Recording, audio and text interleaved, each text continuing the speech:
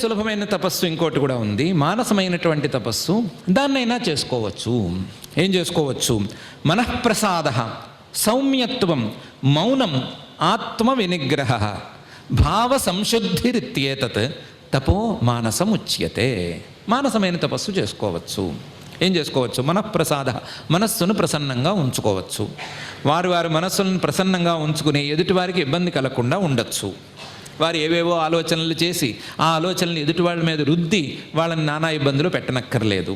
మనఃప్రసాద, సౌమ్యత్వం, ఎదుటివారి విషయంలో అనుకూలంగా భావన చేసుకోవచ్చు. మౌనం, మనస్సుతో ఆలోచించకుండా కాసేపు ఊరికే కూర్చోవచ్చు, అక్కర్లేని ఆలోచనలు చేయకుండా కూర్చోవచ్చు. ఆత్మ వినిగ్రహ, మనస్సును అదుపులోకి తీసుకునేటువంటి ప్రయత్నం చేసుకోవచ్చు. అలాగే భావ సంశుద్ధి, భావం, మనసులో రేగేటువంటి ప్రతిభావం సంశుద్ధంగా ఉండేటట్లుగా